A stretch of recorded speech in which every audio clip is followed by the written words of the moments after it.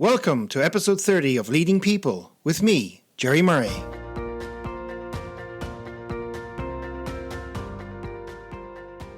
This episode is brought to you by Wide Circle, helping you make better talent decisions. To learn more, visit widecircle.eu, that's WIDECIRCLE.eu.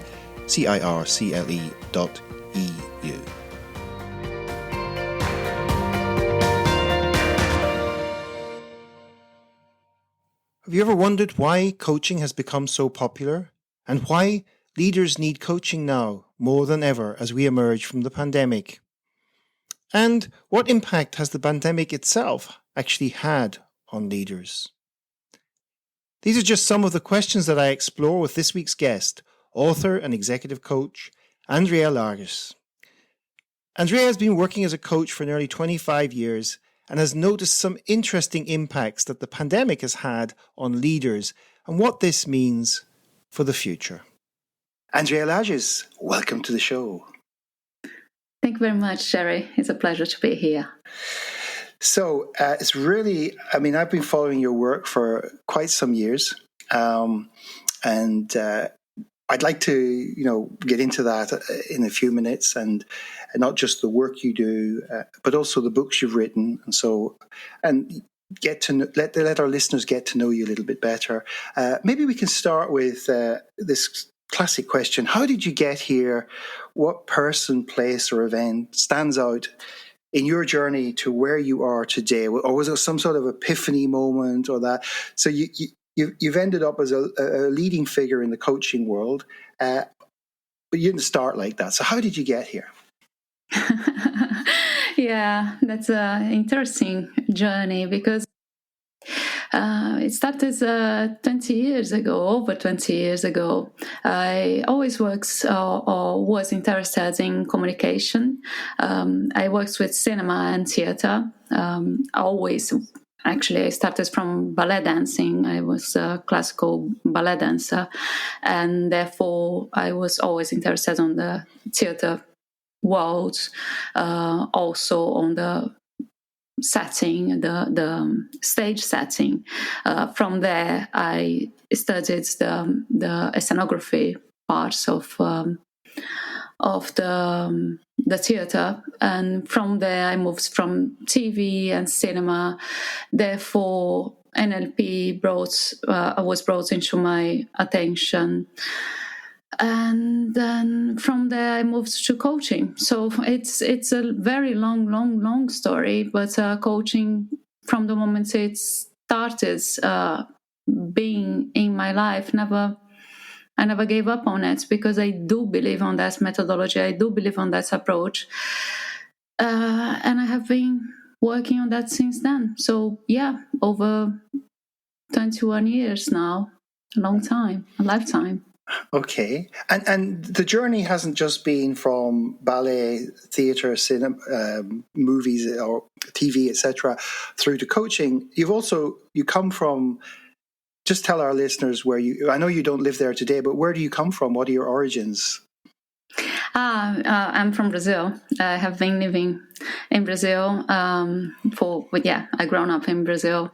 During the university, I also lived in Argentina. You have been asking that before, so that's probably why. So yes, I did my university, one university in Brazil, another one in Argentina, all in communication skills, communication. Yeah. So yes, I did 2 universities, and then I moved to England 11 years ago. So I have been around.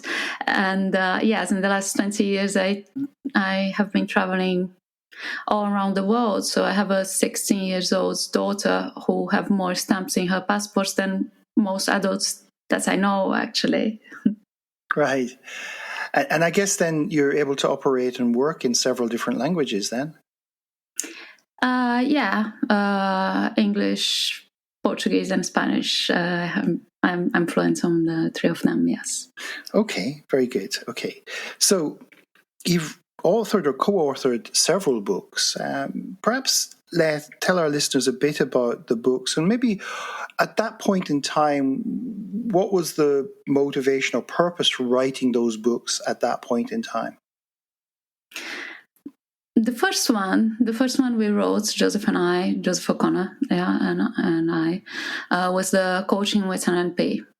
So when we first met, Joseph and I, we were both NLP trainers, and we were both working with coaching back then. I was working with that in Brazil, in Rio, where I was living, Rio de Janeiro, and Joseph was working with that in London, where we both live now. And we realized that we have a lot in common. That between NLP and coaching, there are some similarities and some very different things. So let's say that the N and L of NLP can be seen as well in coaching. So neuro and linguistics, not the programming, please. No, okay. Not in coaching, yeah. So we started working together or putting together our methodology that we have been spreading around in the world through the international certification coaching training that we do now for, again, over 20 years. And this generated the first book, the coaching with NLP that I believe you have there in your behind you there somewhere. I do have behind here somewhere. You have the second one, I'm sure, the how coaching works there. Yes, I have both actually. I have lots of Joseph's books, so as well. Yeah, he used to write a lot about NLP, purely about NLP and coaching. We started together. So yeah, we wrote some books about that. And the latest one was the Coaching the Brain, that I'm sure you have there because I can see the little candle there as well, just behind you. So yes, we love writing. Well, I do love writing. I love books since I was a little kid. Amanda, my daughter, our daughter, loves books as well. So we have a problem, a space problem actually in the house because books take space, but it's great. So I love Kindle actually. Yeah, it's a easy problem or management of space. It helps. Okay, so maybe you mentioned the international coaching community, and I did have a question that I was going to ask you, and I might as well ask it now.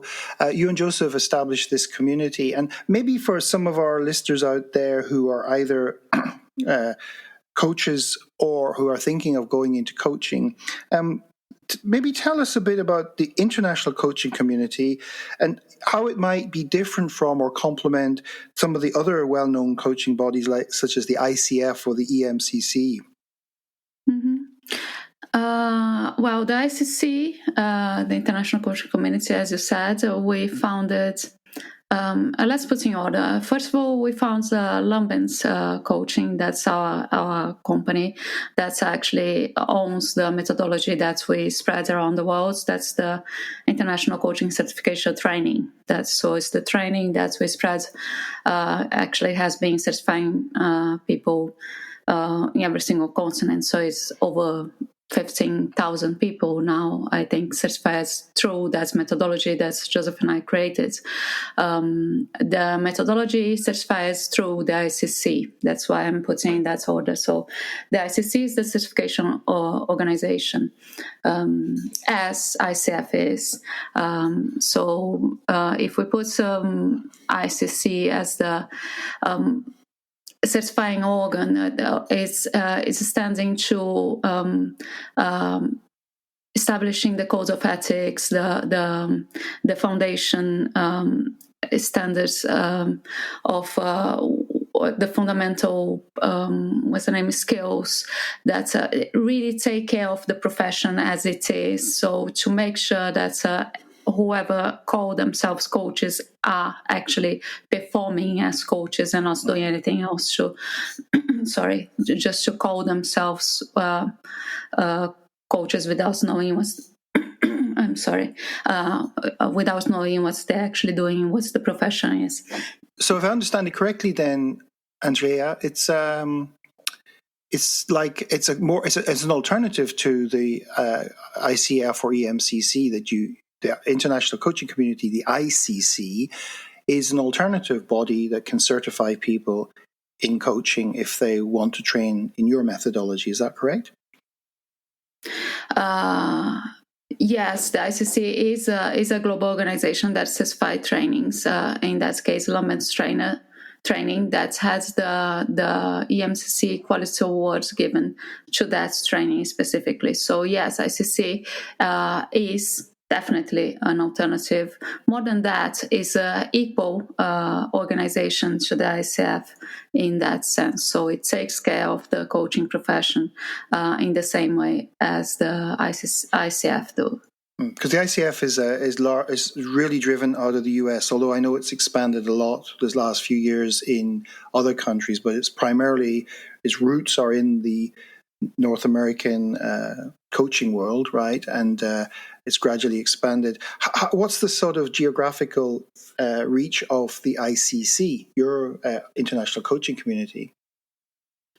ICC is based in the UK and it spreads all around the world as well onto the Eastern, so Japan, China, all the Latin America as well.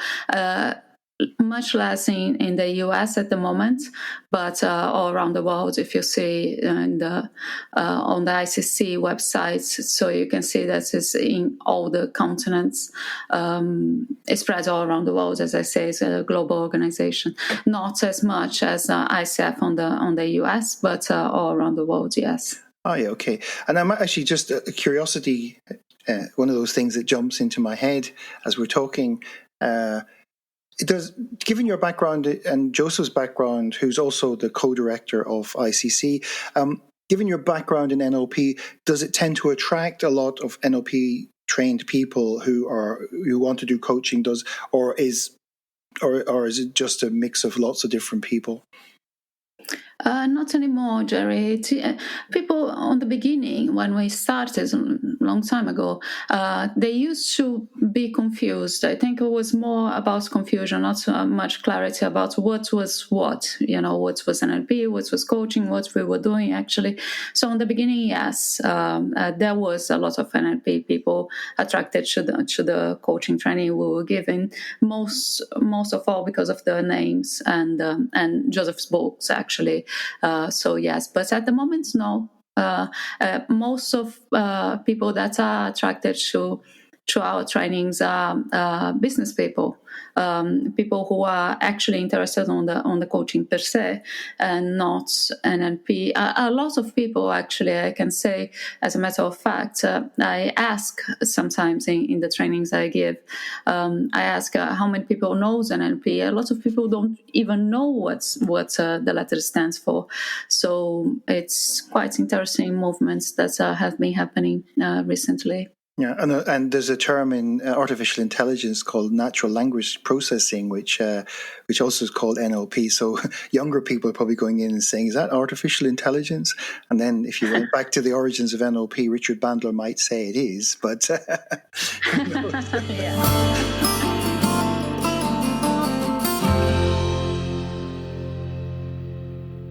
In the next part of our conversation, Andrea explains why she decided to co-write the book, How Coaching Works, and why anybody who's interested in coaching, whether as a professional coach, a manager, or an employee, should probably read it. One of your great books is How Coaching Works. What was the motivation to write that book, How Coach? I recommend it to any coaches out there that you really should read this book because it really takes an eclectic view on coaching. So what was the motivation to write that book? Because, very good question. Thank you, Jerry.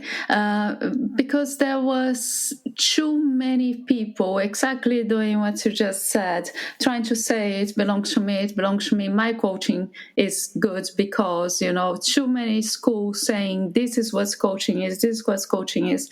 And our proposal was to say, coaching works because coaching works, and there are so many different approaches to it, and there is a coaching soul that makes coaching work. It doesn't matter how the approach is. So we wanted to show that there are different schools that make more sense to different cultures, but the coaching itself will work. Yeah, and what we do in the end of this book is to put our model, because as I said, referring to Amanda, our daughter, that has a lot of stamps on the passports, because we have been offering that training and methodology to so many cultures, so many different people in different ways, anyway, gender and so on,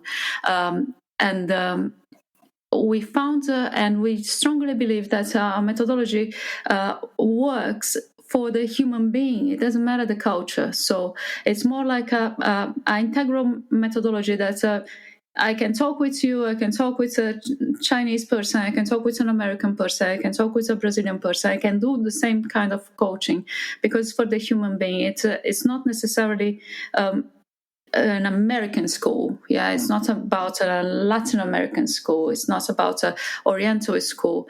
It's about the human. It's the human being that's the essence. So we try to do that, and the intention of this book was to say it's about coaching. Yeah. And I guess when you're in that world, like we both are, sort of personal development, professional development, etc., there's new sort of clever models creeping up all the time. Every so often you see all nice graphics and that, and when you look at it, it's actually just repackaging of a lot of stuff that's already been established for many years, and at the same time, sometimes that's what sells, because it's sort of seems groovy and sexy at the time, so people hook onto it, and they go around saying, have you heard of this coaching or that coaching? And that's what I liked about the book. I liked it because it did say, there's probably a core set of skills anyway that any coach should have, whether you put a different lens on it because you come in from coactive coaching or NLP coaching or whatever what was one of the other ones, I can't remember off the top of my head, but you come in from different aspects of coaching. It gives you a lens, and at the same time there's some fundamental skills that coaches all should share if they're going to be competent, right? Yeah, definitely. That's. I'm glad you got it. You got that point of view, because that's what we wanted to do, and that's what we normally get as a feedback. That's also why we invited people to write in every single chapter. We got some representative of this kind of school to write their points of view. So it's not just about our points of view of different schools. It's like their points of view of their school. So then people they make their own opinion about, and they understand better. They have more information to make their own model of their coaching. Okay. So anybody out there who's thinking of doing coaching, it's a great book to read because it helps you understand some of the jargon and some of the different approaches. Anybody who's already trained in, let's say, one aspect of coaching and maybe thinks they want to add something else, it's also a great book, because then you can hear from some of these key actors in those areas about what their particular approach is. So I recommend it to people out there who are interested in coaching. But what's very interesting for me now, because you mentioned a few minutes ago, was a lot of the people coming on your trainings are business people, right? And I was having a coaching session with somebody, or the start of a coaching journey yesterday, and she's a top sales director, and said, no, maybe, I don't know, 5, 6, 7 years ago, she trained in coaching, and her view was that it was something that she felt she wasn't doing enough of. And she felt that she's moving into a new role now with more responsibilities now, and she's really, one of her priorities is to get back to using what I suppose the jargon says the coach approach is a classic term out there now. So maybe we could start to move in now to the more to the work you're doing, but I'd like to start with the concept of coaching as something that people might want to do. And I'm going to just cite one of my previous guests, actually, was a client of mine, Karen Northshield. And Karen was one of the best clients I ever had. And unfortunately, she was very badly injured in the Brussels bombings. And she's picked herself up after a lot of medical treatment over the years, and she can no longer do what she was doing, which was she was a fitness coach and personal trainer and that. And she's taking her experience and translating it into areas like resilience and things like that. But one of the things she said to me, actually, when she was in hospital, she said, for many people, this coaching is a bit like the chicken and egg situation. She once said to me, everybody could benefit from having a coach. It's just that they only realize that once they've had a coach. But many people won't invest the money in the first place. And yet we see that, people can't win Wimbledon unless they've got a great coach. Football teams, you name it, actors have coaches, voice coaches, etc. So what is the value of coaching for anyone out there listening? And then I'd like to get more into the executive coaching world that you're operating in today, because I think you've got some really interesting observations you've been making in this as we emerging out of this sort of COVID era. So what's the value of coaching for anyone out there listening?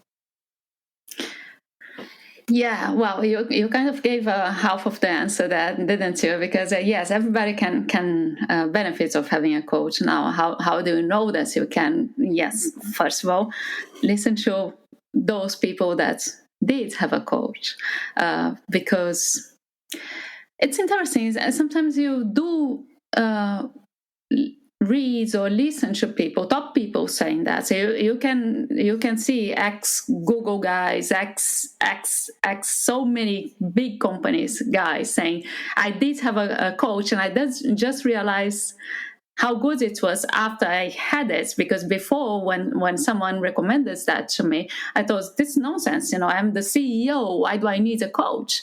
And of course I do. This was the best advice that I ever had after I experienced that. So yes, listen to it. Don't underestimate what people are saying. That's one thing. The other thing is that more and more now I'm talking about the today life that we are having for the last 2 years, let's say. Yeah. What's happening now in my experience with my clients?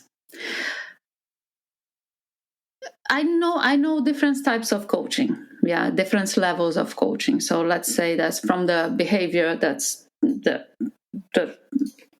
I would say more used in the American model, behavior coaching. Yeah, so change what you do. That's what people see and what people evaluate. Mm-hmm. And then you have different results. Great. I like to and then there's the strategy coaching. That is something that people don't see, but reflects in your behavior, right? Mm-hmm. And then there is the transformational coaching. That's the one I like to do. That's what I normally go for it, because then, of course, reflects in your strategy, that reflects in your behavior. Definitely, nobody see what a transformational coach do, because they don't.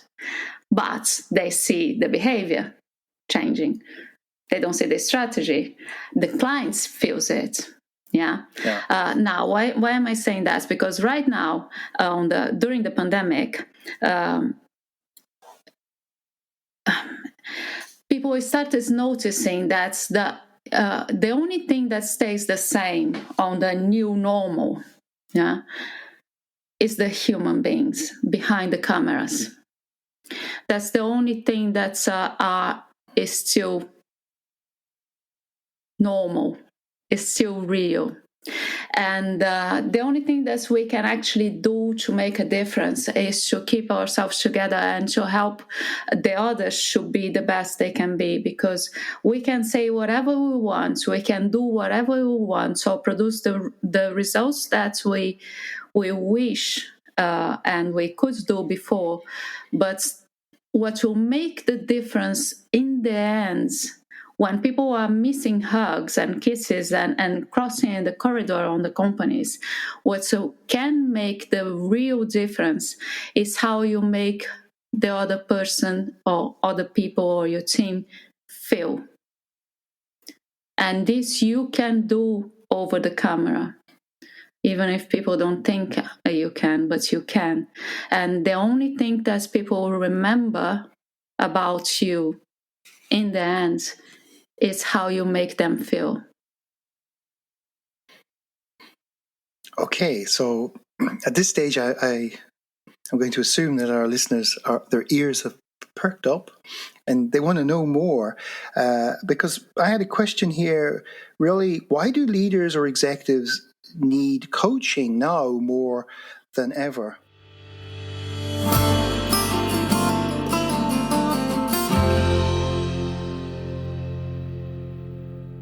In the final segment, Andrea expands upon why leaders need coaching now more than ever, and what she has observed in her work with leaders during the pandemic.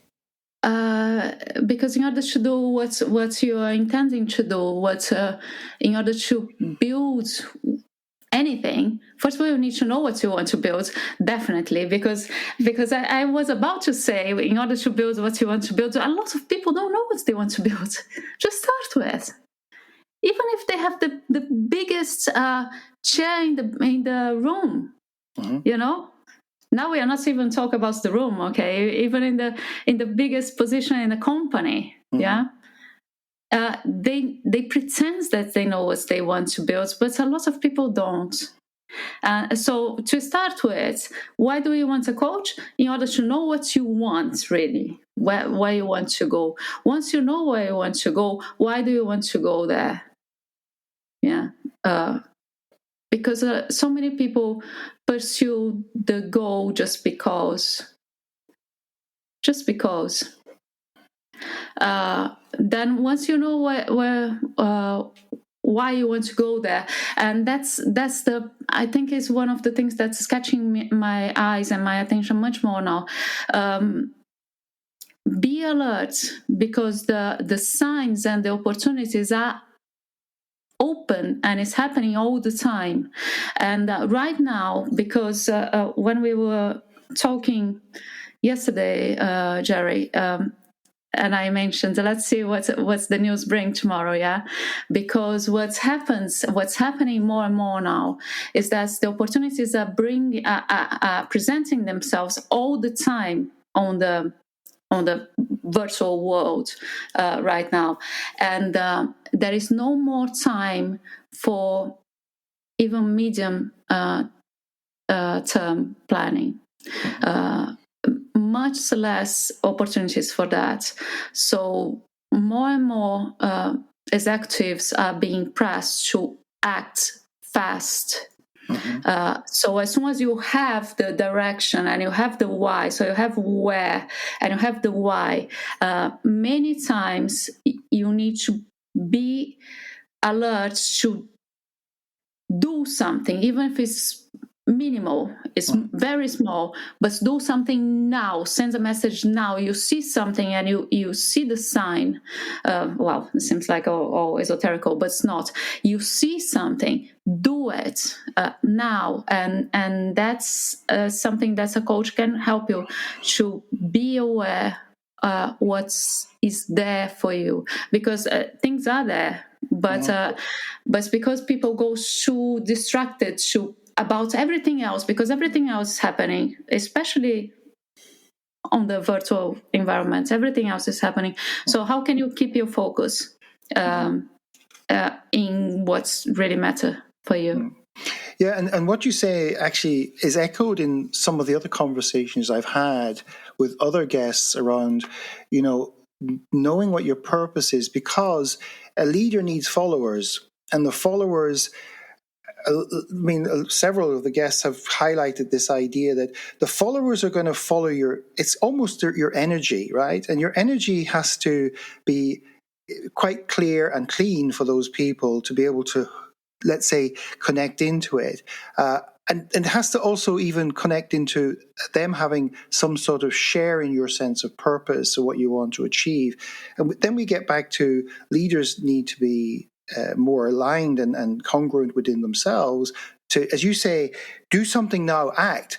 Well, if you're not congruent, right, we know what behavior can do to you. It can let's say, betray your underlying intentions without you knowing that you're doing it, and then you're sending mixed signals out there. So there's a lot in what you just said where leaders, I mean, the other challenge leaders have, it's very lonely at the top, because just by the definition of the way pyramids work in organizations, a lot of leaders don't have a lot of people to talk to, right? People think they do because they think, well, they're the bosses and they walk into the room and everybody is paying attention to them. In many situations, if you talk to them, they say, actually, I'm really pleased I can talk to somebody about some of this stuff. Isn't that right? Yeah. Definitely. And you said to me before we came on air that you're starting to see this sense. We come back to, you said it earlier, in the new normal, as opposed, some people call it new, some people call it the next normal, whatever. But human beings are the same. When we get down to this idea of being more human, can you tell me a little bit about your experiences now with leaders and coaching them, where this sense of humanity is beginning to let's say, rise in importance for them? Yeah, what I noticed, funnily enough, it's almost like the paradox of being virtual, because when people was actually in the presential business, they, how can I say, it's almost like they needed to build up that armor to protect their being,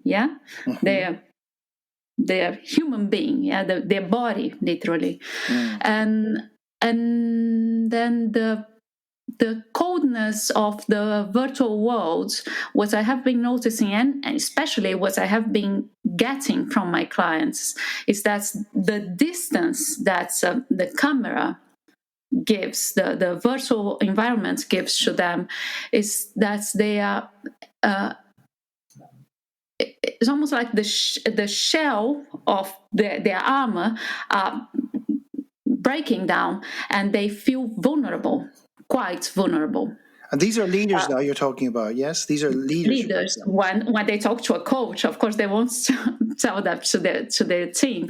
So they feel quite vulnerable because now they do meetings in their PJs, right? They can, and the bottoms, yeah. Well, let's translate that for our guests out there. Readers, listeners. Nightwear, pajamas, PJs. Pajamas, yes, or underwear if you want, just the bottoms, not on the top, so you can have your tie on. I don't use tie, but anyway, and you never know what's you may have your pajamas on. So we had a funny story in Belgium of a leading politician who had his shirt and tie on and his suit jacket, and he had only his underpants. And the journalist interviewing him, there was a mirror behind him, and she said, "Hold on a second, you're not wearing any trousers." It was a huge embarrassment for him. He's a top politician in Belgium because he literally wasn't wearing any trousers. But so beware, don't place any mirrors behind you if you're in your PJs or your underpants, right? Yeah. Well, of course, he's not alone on that, right? I mean, really? Who knows what you're wearing, Jerry? Or who knows what I am wearing right now? Don't need to show it. But yes, what happens is that people started being more human. Yeah, and being more human, it's great. Mm-hmm. It's also scary, and. What you said about the pyramid, it's even more evident on that new or next normal. And a coach, it's great for that because you have all the confidentiality, you have all the good things about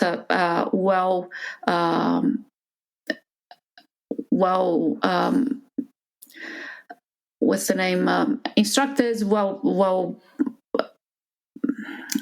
how can I say, a person well committed with you that will be able to listen to you and be there for you with your PJs on. That's Right. fine. Yeah. And not judge you either, because the coach And is not judge you. That's what a coach do. And you're human and you have a great potential and you can do everything you do or even more in your PJs or your underwear or whatever, Thank you, thank you for telling me that. I'm really pleased that I have all that potential, and I only need to wear my pajamas to get there. So, more comfortable. okay. So when something else that I want to get to the end now, but something that was intriguing me, because you do a lot of leadership and executive coaching. And you've written a lot about the different approaches to coaching. What makes an executive coaching program a success for the client? The clients need to be committed with that, with the program, with the more than the program, with the results. It needs to make sense to the clients. So how, as a coach, do you go about getting the frame of reference on that at the beginning of the process? So this concept of making sense is let's say at least somehow installed or evident from the beginning. Okay, that's it's a quite simple and very deep question. I asked the clients, let's say, in the end of the process, whatever it takes, let's say the number of sessions or the periods of time, in the end of this process, how will you know that this coaching process was well succeeded, was successful? So then I have a clear answer from the clients, and it's a very simple and very deep question, because right then we also get to go to the process. Yeah, because if they can't answer the question, the coaching starts right there, doesn't it? Mm-hmm. Yeah, he doesn't know it, but we do.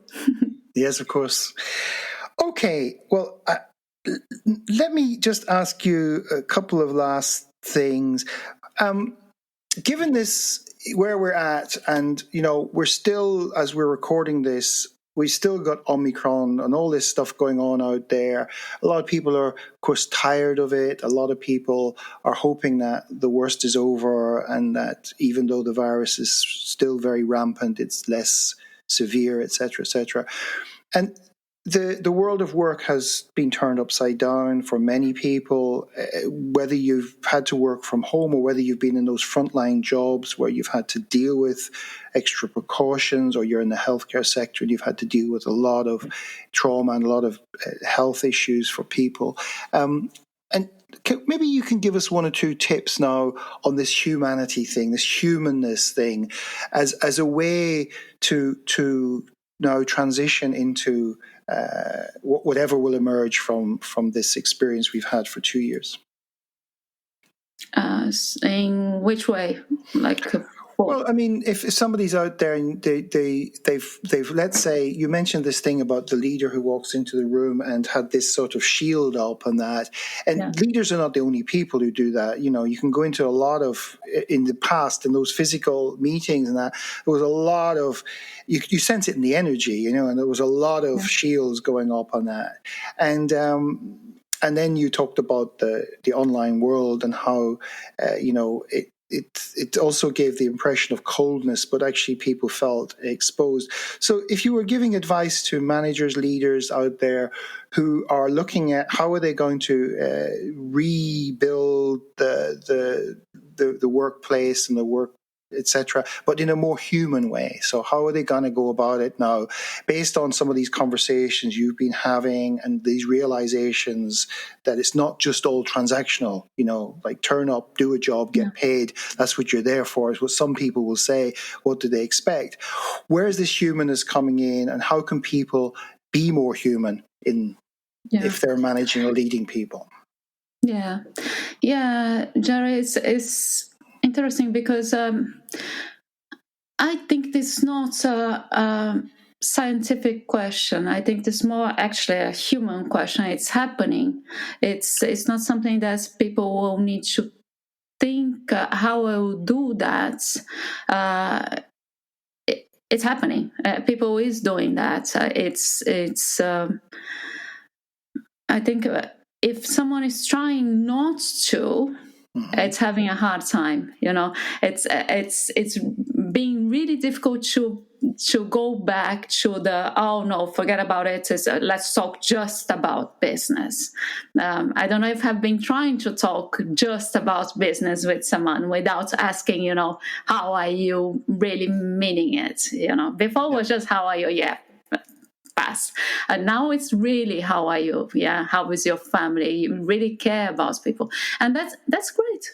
I mean, I don't know. Actually, I would reverse your question. How can you not do that from now on? No idea. That might be just a great question to leave for our listeners to ponder. What's next for Andrea? What's next for you? And is there some nice project coming down the line now in the next couple of years? Or yeah, well, I keep doing my international coaching certification programs online. So yeah, I have one starting in March. I'm doing that in Portuguese online. I do several online programs, and I'm more interested in doing more executive coaching sessions online, as I have been doing even before the pandemic. Anyway, I don't know. That's it. And taking care of my little one that's not little anymore, my daughter Amanda, the love of my life, as well as Joseph.